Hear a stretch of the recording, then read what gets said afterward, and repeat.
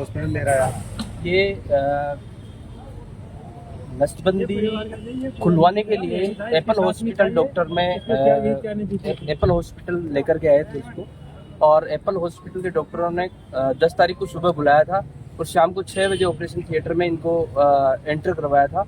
तो उसके just 20 minute बाद में वो वहाँ से ना तो परिजनों को सूचना दी किसी भी तरीके की, वहाँ से डेड बॉडी को लेकर के, डेड बॉडी थी या सीपीआर दे रहे थे हमें कुछ मालूम नहीं है, वहाँ से एम्बुलेंस खुद ने बुलाई, परिवारजनों को किसी ने कोई सूचना नहीं दी।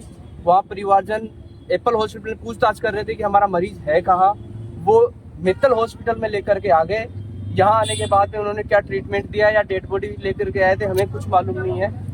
उसके बाद जस्ट यहाँ हम लोग जब पहुँचे तो हमारे से किसी ने, हॉस्पिटल वालों ने किसी ने बात नहीं की, ना डॉक्टर ने हमारे से बातचीत की।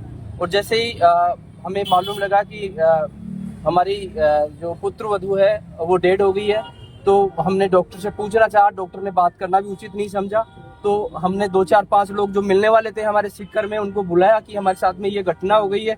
उसके बाद डॉक्टरों ने एक साजिश के तहत दूसरे रास्ते से, हॉस्पिटल के गुप्त रास्ते से डेड बॉडी को बाहर निकाल दिया और वहाँ रोड के ऊपर एम्बुलेंस के अंदर रख दिया।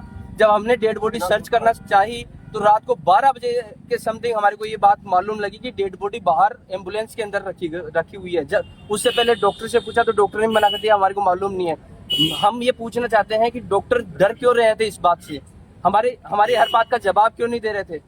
जब पेशेंट चल करके आया था तो ऐसी कोई क्रिटिकल बीमारी भी नहीं थी। एक नसबंदी के ऑपरेशन को खुलवाने के लिए एक पेशेंट आया था, वो अपने आप में पेशेंट भी नहीं था।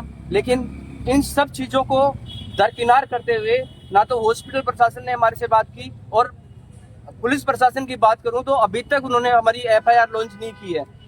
तो हम केवल और केवल न्याय चाहते हैं, किसी भी तरीके से हमारे को न्याय मिले, और जो दंडित, जिन्होंने मर्डर किया, जिन डॉक्टरों ने मर्डर किया है उनके खिलाफ सख्त कार्रवाई हो, हम यही चाहते हैं। इसके अलावा हमारी कोई मांग नहीं। क्या लागू उम्र तक का? मैं तो ससुर लगता हूँ। तो इसमें एप्पल हॉस्पिटल को आप मित्तल हॉस्पिटल को दोषी मान रहे हैं, एप्पल हॉस्पिटल का भी?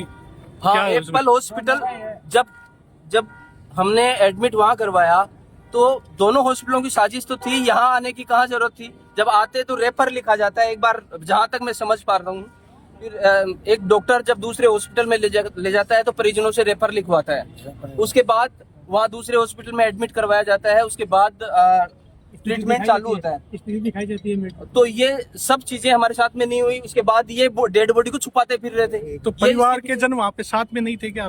परिवारजन तो पीछे पक रहे थे, उनको सूचना ही नहीं दी किसी ने, ना तो एप्पल हॉस्पिटल वालों ने सूचना, किसी प्रकार की सूचना दी, ना मित्तल हॉस्पिटल वालों ने किसी प्रकार की सूचना दी। अब डेड बॉडी हॉस्पिटल के बाहर डीप फ्रीज के अंदर है, परिवार की कोई मांग, कोई बातचीत हो पाई है? परिवार प्रशासन से बात करके आए हैं, एडिशनल एसपी से। अभी उन्होंने एफआईआर लॉन्च करने से क्लियर मना कर दिया है, और हम जब तक ये हमारी एफआईआर दर्ज नहीं होगी तब तक हम पोस्टमार्टम नहीं करवाएंगे। और पोस्टमार्टम करवाने के बाद स्वतंत्र रूप से पोस्टमार्टम हो, उसके लिए स्वतंत्र टीम बने, बोर्ड बने, और उस निष्पक्ष जांच करे, और जो दोषी है जिसने मर्डर किया है उसके खिलाफ कार्रवाई हो, और ऐसे डॉक्टरों को हमेशा के लिए बर्खास्त किया जाए, ऐसे इसी दुकानदारी को बंद किया जाए। डॉक्टरों को बात हो पाई? डॉक्टरों से किसी प्रकार की कोई बात नहीं है अभी तक।